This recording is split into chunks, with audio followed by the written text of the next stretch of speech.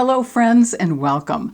I imagine that you, like me, have some can't do without makeup favorites that you'll definitely repurchase when they run low. That is if they haven't been discontinued. And we all know how all too often that happens, especially with lipsticks. So today I want to share with you my absolutely can't do without makeup products that I would not hesitate for a nanosecond to repurchase. And my choices are a mix of both high-end and drugstore products. We'll jump into this topic in just a moment, but first, I want to extend a warm welcome to any first-time visitors to this channel and give a warm welcome back to those of you who are already part of this family. My name is Elise, and as a well over 50 makeup artist who specializes in helping those of us over 50 smile again when we look in the mirror, I love sharing makeup tips, techniques, and products that will make the biggest positive difference for those of us who have reached that 50th year milestone and beyond. So if this focus feels like a fit for you, please join our family by subscribing before you leave today.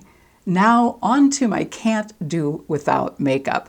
Over the years, I've tried so many eyebrow products, as I'm sure you have as well, but my go-to holy grail eyebrow products are the ABH Brow Powder Duo in medium brown, NYX's Micro Brow Pencil in ash brown, which is a new favorite, and Maybelline's Brow Fast Sculpt Brow Mascara, which is a tinted brow gel.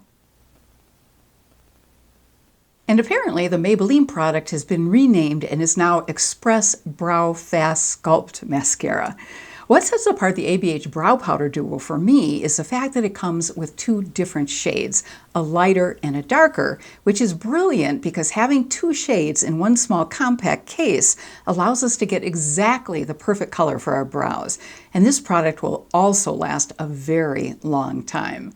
The NYX Micro Brow Pencil is a dupe for ABH's Brow Wiz, which is a much more expensive product. The NYX pencil has the perfect small tip to draw on brow hairs or to fill in sparse areas of our brows or brow tails. As you can see, this is a really tiny tip, and it also comes with a spoolie on the other end. And the Maybelline product tints our brows, holds them in place, and more importantly, is one of the few brow gels that actually covers white and gray brow hairs. And in fact, I have a few that I want to cover right over here. Next up is eyeshadow. And I can't tell you how wonderful it was this morning to apply eyeshadow once again, since I haven't been able to wear it for the last 2 weeks because of recent cataract surgery. Those of you who love eyeshadow like I do will totally feel my pain at having to whittle down eyeshadow palette choices to just a very few that I'd repurchase. However, I still have too many I'm going to be talking about. I'm including some neutral palettes as well as eyeshadow palettes whose color story just makes me smile. I'll go from least expensive drugstore products to most expensive eyeshadow palettes. Let's start with neutral palettes and then move on to the more colorful palettes. First up is my smallest drugstore eyeshadow palette that I've already hit pan on in one color, and it won't surprise you at all. It's e.l.f.'s I Love You, a latte palette, which is comprised of all matte eyeshadows, which are beautiful on mature eyes.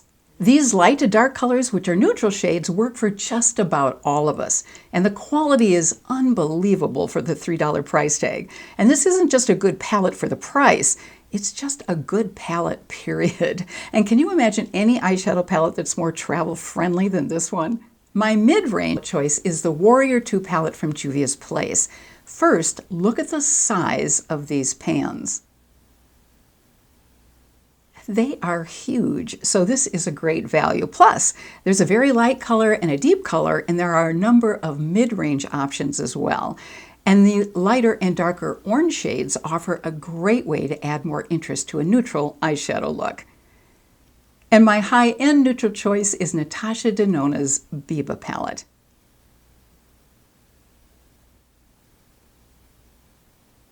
I love the fact that this palette has universally flattering neutral shades, including grays, which are primarily mattes, but it also has 3 gorgeous metallics and a cream powder formula. Each row in the palette is grouped by color, with the top row featuring rich brown shades, the middle row with wine and burgundy shades, and the bottom row with blue-gray shades. And these are absolutely beautiful, buttery formulas. My can't do without drugstore colorful eyeshadow palettes are 2 from ColourPop. The Cabana Club palette which unfortunately I don't think is still available, and the In the Springs palette. These two palettes have just about all of my very favorite colors except for a nice deep green. My top two high-end choices for colorful palettes do, however, have some beautiful green shades. The first is Pat McGrath's most recent holiday palette called Celestial Nirvana. I'm so sad that this palette is no longer available because it's a stunning colorful palette, and Pat McGrath hadn't created a colorful holiday palette until just this past season. My second all-time favorite high-end colorful eyeshadow palette is this one from Natasha Denona. It's her Retro Glam palette, and I'm wearing colors from this palette today. This color story is so unusual, and the soft pinks and greens are gorgeous and wearable. And I also have to briefly mention one other palette and one other brand. It's Dominique Cosmetics Transition palette, which has gorgeous neutral buttery matte colors, and it can be used as an entire face palette as well. And although I don't have one Sydney Grace palette that's an absolute favorite, I do love the Sydney Grace formula, and I have a collection of their single shadows, which I absolutely love. And these are some gorgeous metallics. I know, I apologize, way too many eyeshadow palettes. My top mascara choice is Doll 10's Effort Lash Mascara and Tarte's Lights Camera Lashes, since they're two of the few mascaras that don't irritate my eyes. However, if I could wear a drugstore mascara, my choice would be L'Oreal's Lash Paradise. Now, on to face products. My longest running favorite face primer is from makeup artist Eve Pearl. And you've seen me use this in many videos. It works beautifully under every foundation I've ever worn, which is truly saying something. And it's wonderfully hydrating and feels so soft and lovely on the face. And a face primer I've recently discovered that I won't do without is a face primer from RMS Beauty called their Re-Evolve Radiance Locking Primer.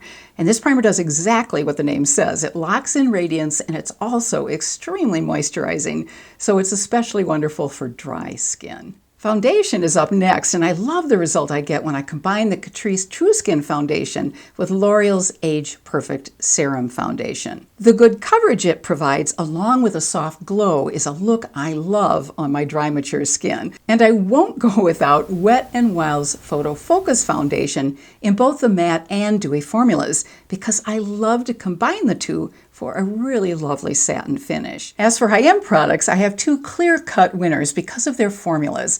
One is the Light Reflecting Foundation from Nars, and the other is Charlotte Tilbury's Beautiful Skin Foundation, which looks gorgeous on dry, mature skin. However, I would not recommend the Charlotte Tilbury Foundation for those of us with oily skin. Of all the makeup products available to us, foundations definitely are the most complicated to formulate, and they make the biggest difference in how we look. So I do think it's worth it to invest in one top-notch foundation that we can use on special occasions.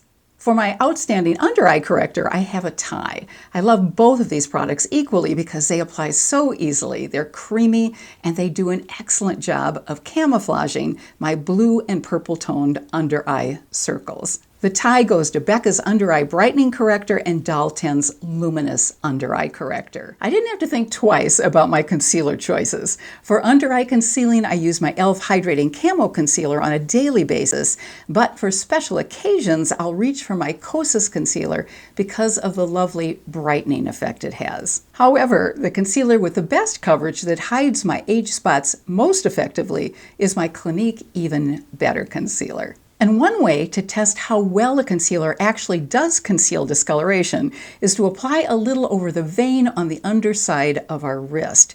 If you can't see the color of the vein after applying the concealer, you have definitely found a concealer with excellent coverage. So let me show you how well this Clinique concealer does cover. I have three contours that are definitely standouts for me that I will not be without. One is a new-to-me drugstore option, Makeup Revolution's Ultra Cream Bronzer, which comes in 4 shades. And one of the things that makes this wonderfully easy to apply is the size of the pan. It's so easy to dip a larger brush into it. And the other two contours are old favorites, Cosmetics So Soft Bronze and Sculpt Stick in Terra is so easy to apply and blend and looks extremely natural. And Huda Beauty's Tantour Contour and Bronzer Cream is an outstanding cream contour that also blends in beautifully and comes in 5 true contour cool shades. And this also comes in a nice large pan. In order for a contour to make it to my all-time favorite list, it has to apply and blend incredibly easily, and all of these contours fit that description. My can't do without blush products include 3 longtime favorites and 2 new entries. My drugstore choice won't come as any surprise if you've watched some of my videos. It's Flower Beauty's Blush Bomb Gel Blush in the shade Bubbly. And I particularly like that shade because it's a beautiful, unusual cool tone pink. My other 2 longtime favorites are Daniel Sandler's gorgeous liquid watercolor blush in the shade So Pretty and Rare Beauty's Stay Vulnerable cream blush in the shade Nearly Neutral. The 2 new entries in this category are 2 recent launches. Makeup by Mario's new cream blush, which is called Soft Pop Plumping Blush Veil, in the color Perfect Pink, which is a beautiful cool tone blush, and the new liquid blush from Nars, called their Afterglow Liquid Blush in the color Wanderlust. Now, I will say that these 2 blushes are not the most long-lasting blushes, but they're absolutely gorgeous and glide on so easily. And to make them a little bit more long-lasting, all we need to do is layer them or we can add some setting spray between layers. Our skin absolutely looks its best when we use the most flattering blush colors. And the most flattering blush colors for us are those colors that work the best with the undertone of our skin. And if you're not sure of the undertone of your skin, I've put a link in the description box below to a video I've done that will help you determine if you have a warm, cool, or neutral skin undertone. The blushes I'll repurchase also have to be easy and foolproof to apply, and all of these blushes fill the bill for both of these requirements perfectly. There are so many really good highlighters at every price point, but 2 of my favorites are from the drugstore, and I want to share both of these drugstore highlighters with you because one creates a soft glow and one creates a stronger glow. Which one I choose usually depends on whether I'm going to be going out and about running errands or attending a special event. For out and about days, I love L'Oreal's Lumi Glotion. It comes in 4 shades and works beautifully under makeup, on top of makeup, or mixed with makeup. For a special occasion, I'll often reach for Wet n Wild's Mega Glow Liquid Highlighter in Halo Goodbye. Let me swatch both of these so you can see the difference between the glow. At the bottom, you can see the Lumi Glotion, which is softer looking, and above it is Wet n Wild's Halo Goodbye Liquid Highlighter. But if I had to choose just one highlighter, it would be RMS Beauty's Luminizer in the shade Magic. The reason this highlight stands out for me is because it creates a soft focus lit from within look, which is natural looking and especially gorgeous on mature skin. Here's what the RMS Luminizer looks like, and here's a swatch. This particular quad happens to include 3 different luminizers, but they can be purchased separately. And this is the Magic Luminizer. My favorite under eye setting powder is Maybelline's Lasting Fix Banana Powder, and my finishing powder is an all-time favorite that I've had for years, the Ambient Light Finishing Powder from Hourglass. I don't know what special ingredients are included in a finishing powder that's head and shoulders above all others, but this is the absolute star in this category. Here's the Maybelline powder, and you've seen me use this Hourglass palette in many videos. Although I'm still mourning the loss of my favorite lip gloss from Huda Beauty, I do have a new favorite in this category from Lawless. This gloss comes in several different formulas, and the one I have is one of the 3 shimmer options called Daisy Girl. I love the feel of this gloss and how it can really transform the look of a lipstick. I think we'd all agree that finding the right lipstick shade may be one of the toughest makeup challenges we have. That's because for a lipstick to look its best on us, it has to once again work with the undertone of our skin and the pH of our skin. And many of us also need a lipstick that's moisturizing. Once again, my favorite lipstick was discontinued, and I've been trying out various combinations of colors and formulas ever since. But I have yet to land on a combination that's an absolute favorite. So I'd love to know in the comments section below what some of your favorite lipsticks are.